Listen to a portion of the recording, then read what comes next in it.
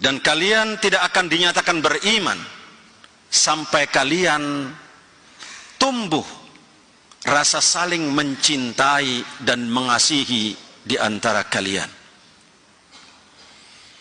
Awala adullukum ala syai'in idza fa'altumuhu tahabbtum. Kemudian Rasul melanjutkan, maukah, kata Rasulullah, saya tunjukkan satu perbuatan yang ringan yang apabila kalian mau mengerjakannya, tahabbtum, niscaya akan tumbuh rasa saling mencintai dan mengasihi di antara kalian. Afsus salam, kata Rasulullah, sebarkanlah salam. Salam yang seperti apa yang akan menumbuhkan rasa saling mencintai di antara kita?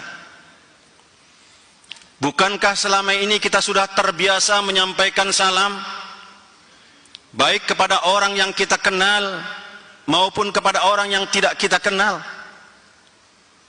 Kita selalu menyampaikan salam kepada mereka. Bahkan banyak orang lain juga menyampaikan salam kepada kita.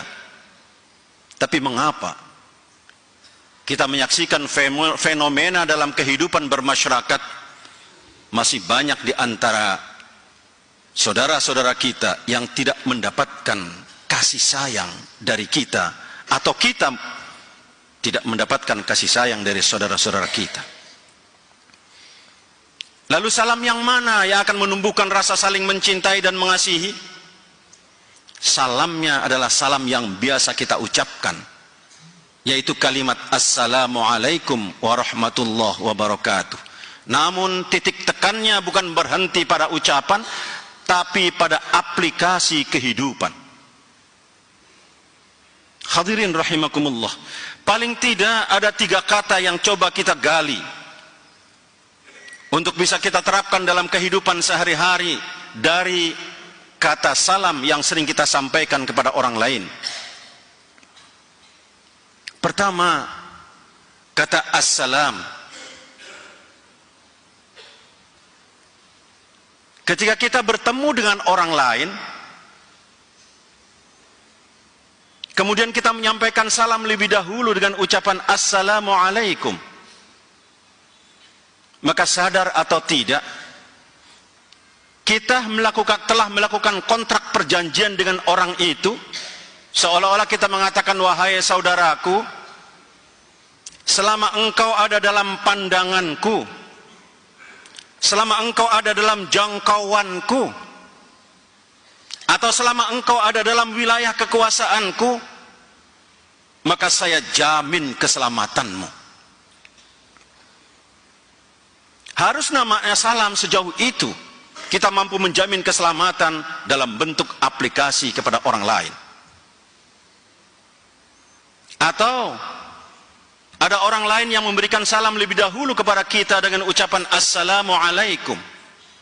Sadar atau tidak bahwa orang tadi telah melakukan kontrak dengan kita, seolah-olah dia mengatakan, wahai saudaraku, selama engkau ada dalam jangkauanku, maka saya jamin keselamatanmu.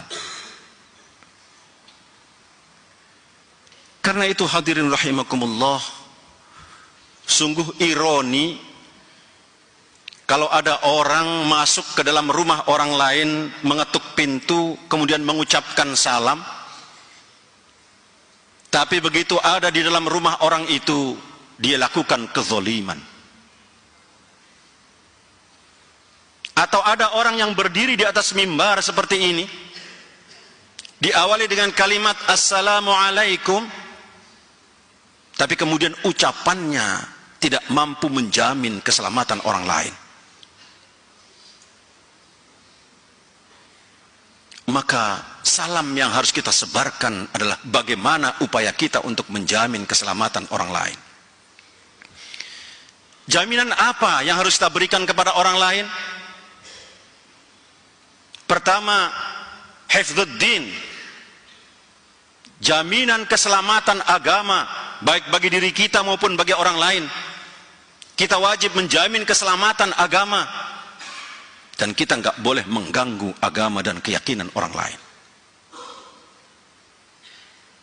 Yang kedua, hifdzun nasab, menjaga keturunan. Itulah sebabnya kita dilarang untuk berzina,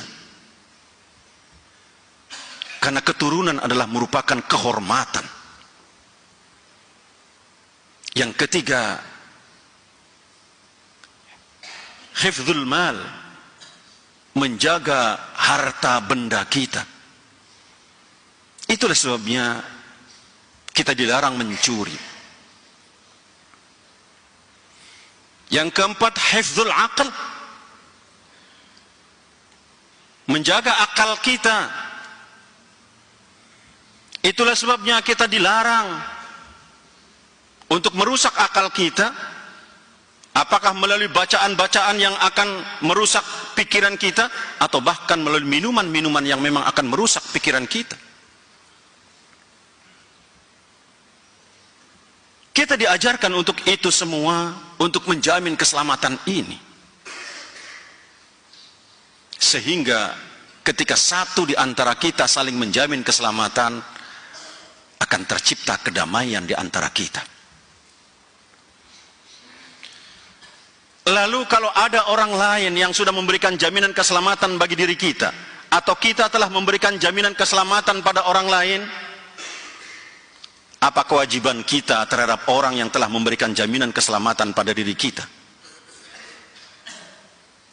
Al-Quran mengajarkan, wa idza huyyitum bitahiyyatin fahayyu bi ahsana minha aw rudduha. Kalau engkau telah diberikan penghormatan, huyyitum, penghormatan, dan para mufassir mengatakan huyyitum ini adalah assalam, yang berarti kalau kita telah diberikan jaminan keselamatan oleh orang lain, maka Allah membimbing, fahayyu bi ahsana minha aw rudduha, maka balaslah keselamatan itu, balaslah jaminan keselamatan yang orang lain berikan pada kita, bi ahsana minha, dengan balasan jaminan keselamatan yang lebih dari orang lain yang berikan kepada kita. Kalau saja kita tidak mampu memberikan jaminan yang lebih dari yang orang lain berikan pada kita, Allah kemudian memberikan batas minimal, aurudduha, kata Allah, minimal sama dengan yang orang lain berikan pada kita. Subhanallah, begitu mulia nilai salam dalam kehidupan kita, yang harus kita terapkan dalam kehidupan kita sehari-hari. Apakah cukup dengan memberikan salam? Ternyata tidak. Maka ada kalimat yang kedua, yaitu rahmah. Assalamualaikum warahmatullah. Kalimat rahmat. Setelah kita memberikan jaminan keselamatan pada orang lain, maka segera kita menyebarkan rahmat bagi orang lain. Rahmat yang mana yang harus kita sebarkan kepada orang lain? Rahmat yang pernah dititipkan oleh Allah Subhanahu wa ta'ala kepada setiap nurani kita di dunia ini, untuk kita sebarkan kepada orang lain. Ketika Allah menciptakan langit dan bumi, berbarengan dengan itu Allah menciptakan 100 macam rahmat. Satu rahmat diturunkan oleh Allah ke bumi, dititipkan kepada setiap yang memiliki nurani untuk disebarkan kepada yang lainnya. Kalau kita pernah menyaksikan seekor ayam betina yang pengecut, lari kada ada orang lewat, tapi satu ketika saat di bawah sayapnya dia sedang melindungi anak-anaknya, maka ketika dia ada orang lewat di depannya, orang itu akan diserang oleh ayam tadi. Kenapa demikian? Karena ayam merasakan ada titipan 100 rahmat yang dititipkan oleh Allah kepadanya untuk disebarkan kepada yang lainnya. Atau kita menyaksikan seekor harimau yang buas dan ganas, saat dia melahirkan anaknya, kita menyaksikan harimau itu menjilati anaknya dari mulai ubun-ubun sampai ke tengkuknya. Karena harimau merasakan ada titipan 1/100 rahmat yang diberikan oleh Allah kepadanya. Atau mohon maaf, kita menyaksikan seorang kakek yang sudah tua di rumah sakit, menunggui cucunya yang sedang dirawat di rumah sakit, dan kakek itu berharap agar cucunya kembali menjadi sehat, maka dia korbankan apapun, bahkan rela tidak makan demi menyisihkan dana untuk kesehatan cucunya. Itu adalah gambaran titipan 1/100 rahmat yang dititipkan oleh Allah kepada seorang kakek tadi. Sayangnya hadirin rahimakumullah, manusia berbeda dengan binatang. Banyak manusia yang gagal mempertahankan titipan 1/100 rahmat ini, sehingga kita menyaksikan dalam kehidupan kita bermasyarakat, suami yang menyakiti istrinya, istri mengkhianati suaminya, majikan menyakiti pembantunya, pembantu mengkhianati majikannya, atau bahkan banyak orang tua yang membunuh anaknya yang masih kecil. Itu semua gambaran hilangnya titipan 1/100 rahmat yang dititipkan oleh Allah kepada setiap nurani kita. Kita patut bersyukur kepada Allah.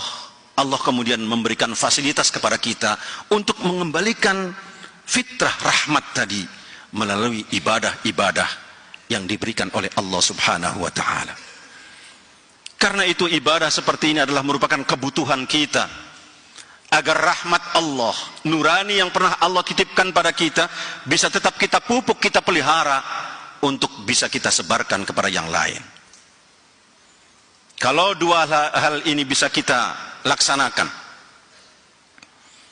pertama, kita mampu menjamin keselamatan bagi orang lain. Yang kedua, kita mampu menyebarkan rahmat bagi lingkungan kita. Maka ada kata yang ketiga, yaitu barokah.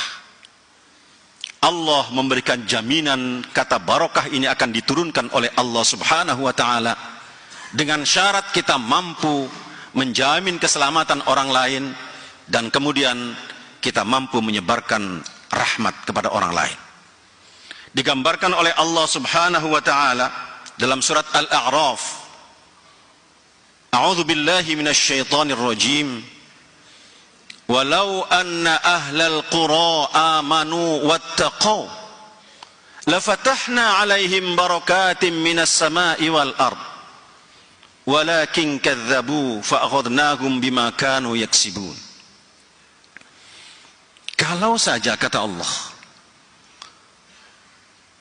penduduk negeri itu, masyarakat itu beriman dan bertakwa kepada Allah Subhanahu wa ta'ala, saling memberikan jaminan keselamatan satu dengan yang lainnya, saling menebarkan rahmat satu dengan yang lainnya, saling mengasihi di antara sesamanya, tidak saling menghujat, tidak saling memojokkan, tidak saling menyalahkan, tidak saling memaki, tapi yang ada saling memuji dan saling mengasihi, maka Allah memberikan janji, la fatahna 'alaihim barakatim minas sama'i wal ard. Akan saya bukakan, kata Allah, pintu keberkahan yang datangnya dari langit dan dari bumi. Dari langit berupa air hujan, berupa rahmat, dia akan menyirami lingkungan ini tanpa berlebihan. Dari bumi yang tumbuh adalah pohon-pohon dan buah-buahan yang akan memberikan jaminan kesejahteraan bagi lingkungan kita.